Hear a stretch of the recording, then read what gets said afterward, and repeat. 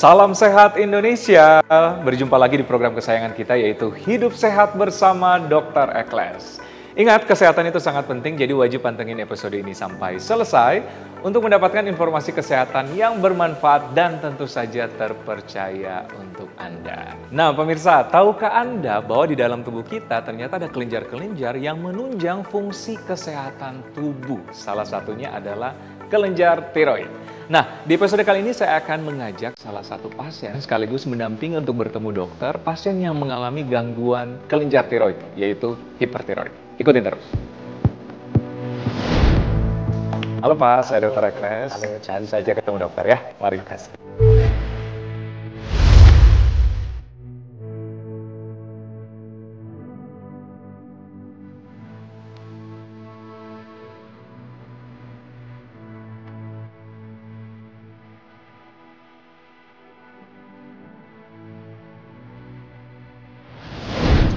Oke pemirsa, saya sudah bersama dengan Dr. Aswin, spesialis penyakit dalam, konsultan endokrin, metabolik, dan diabetes. Benar ya dok? Ya.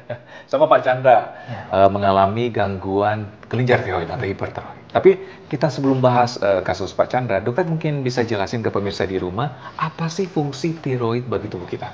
Ya, jadi fungsi tiroid itu adalah mengatur metabolisme dalam tubuh kita. Dia menghasilkan hormon tiroid yang sangat dipakai untuk metabolisme.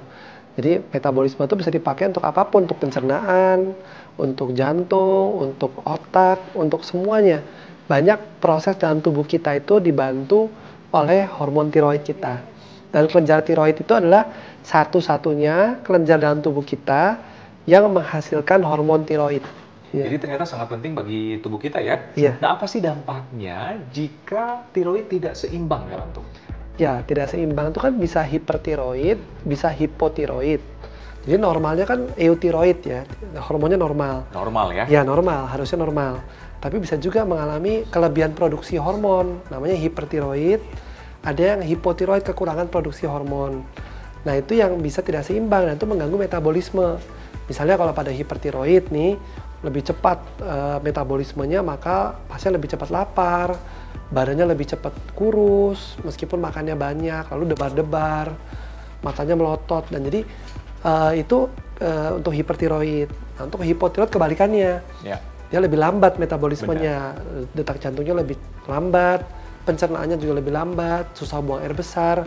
Nah itu terjadi pada orang hipotiroid. Jadi kalau nggak seimbang, ada banyak proses dalam tubuh kita yang tidak beres gitulah. Iya, yang pasti terjadi gangguan kesehatan. Iya, gangguan. Nah, saya beralih ke Pak Chandra. Pak Chandra adalah salah satu pasien yang mengalami gangguan kelenjar tiroid. Hipertiroid ya? Iya, hipertiroid. Nah, diketahui sejak kapan tuh Pak Chandra? Ketahuan itu tahun 2021. 2021. Iya. Terus waktu itu gejala yang dirasakan seperti apa? Yang paling aku rasain pertama, jantung berdebar-debar, emosinya nggak stabil. Emosional terus gini gemeter gitu. Tremor. Nah, tremor. Itu sih sama susah sekali untuk tidur. Iya. Gelisah ya. Emosinya nggak stabil juga. Nggak stabil, akhirnya memberanikan diri saya harus periksa ke dokter. Gitu. Nah, dokter Aswin kan udah lihat tadi perkembangan secara singkat mungkin Pak Chandra. Gimana menurut dokter Aswin? Iya, ini kan Pak Chandra kan memang awalnya mengalami hipertiroid ya. Dan ada benjolan juga. Ya, jadi ada situasi di mana hipertiroid itu disertai dengan benjolan nih seperti Pak Chandra. Nah itu bisa dilihat juga benjolannya, apakah benjolan itu jinak ataukah benjolan itu ternyata kanker misalnya. Nah ini kebetulan pada Pak Chandra ini sudah diangkat tiroidnya. Jadi sebenarnya pengangkatan tiroid itu bisa mengangkat benjolan itu sehingga kita bisa periksa bahwa itu apakah itu jinak atau itu kanker gitu ya. Memang kita bisa deteksi dulu dengan biopsi sebelumnya.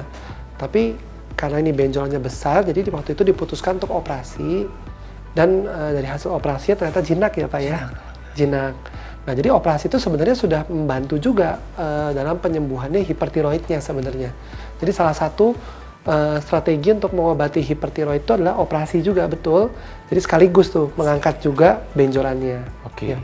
Dan belum tentu orang yang hipertiroid terjadi benjolan ya? Nggak semuanya. Nggak semuanya ya? Iya. Nggak semuanya. Oke, pemirsa, ini menarik banget pembahasan mengenai kelenjar tiroid ataupun hipertiroid ya dokter ya. Tapi tahan dulu, kita akan kembali setelah yang satu ini. Manfaat senam wajah untuk kecantikan kulit. Ini sering ditanyakan nih. Dokter, apakah senam wajah bermanfaat nggak untuk kecantikan kulit? Ada yang bilang gini, katanya bermanfaat untuk pengencangan. Katanya bermanfaat untuk anti-aging dan sebagainya. Sebenarnya itu belum ada penelitian sampai ke situ yang saya baca ya. Jadi menurut saya itu masih mitos. Memang yang pernah saya baca, manfaat senam wajah adalah salah satunya karena senam ya. Jadi memperlancar oksigenase dan memperlancar peredaran darah. Tapi kalau untuk pengencangan, untuk anti-aging ya disarankan dirawatlah. Misalnya apa? Menggunakan skincare tiap hari untuk anti-aging dan pengencangan. Kalaupun mau cara instan kan sekarang ada klinik-klinik kecantikan termasuk punya Pak Dr. Ekles tuh, Ekles Klinik. Itu biasanya ada perawatan instantly untuk pengencangan. Semoga menjawab.